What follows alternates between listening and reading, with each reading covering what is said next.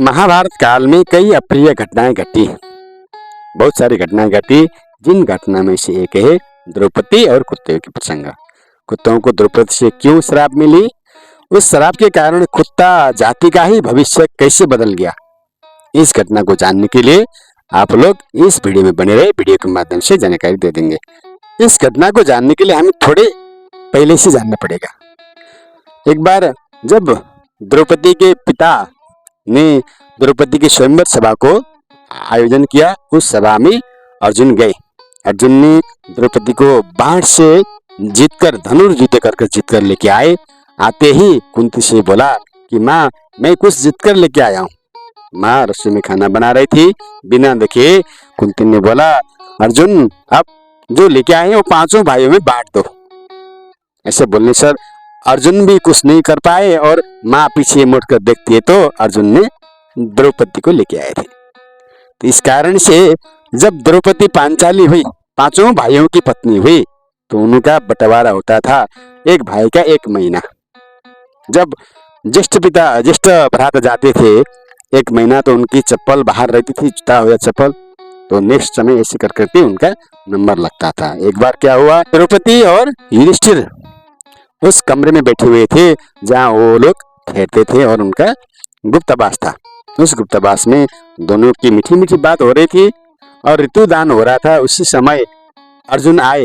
अर्जुन ने देखा पांचाली के दरवाजे के बाहर तो खाली है, किसी का चप्पल नहीं है, तो अर्जुन सीधा अंदर चले गए।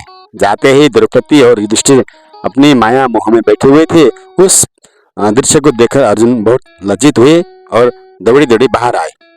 और जब अर्जुन बाहर गए तो युधिष्ठिर और पांचाली को वही बहुत लज्जित होना पड़ा।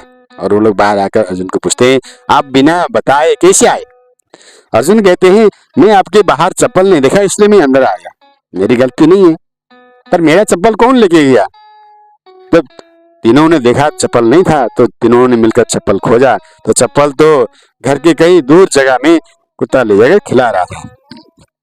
वो देखकर द्रौपदी ने कहा, अरे कुत्ता, तेरे चलते मेरे जीवन में मेरे को लज्जित होना पड़ा, गृहस्थी में रहकर भी मेरे को लज्जित होना पड़ा। इस लज्जा का कारण तू है, इसलिए तू भी जब किसी के साथ मैथुन भाव करेगा तब तेरे को भी कोई नहीं देखने तक तेरा मैथुन नहीं छूटेगा। इस प्रकार कुत्ते को श्राप दिया। उस श्राप के कारण कलियुग तक कुत्ता उसी श्राप को भोग रहे हैं।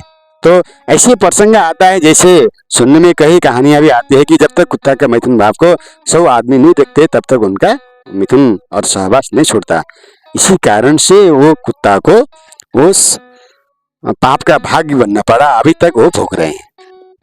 इसी श्राप के कारण कुत्ता को आज तक कलयुग में भी, कली का अभी प्रथम भाग में 5000 कुछ साल चला गया, फिर भी वो लोग को श्राप अभी तक नहीं टला है। इसलिए वो लोग मतलब खुली जगह में मैथुन करते हैं, ताकि आदमी देखे तब उनका श्राप टले, तब उनका मैथुन खत्म हो जाता है।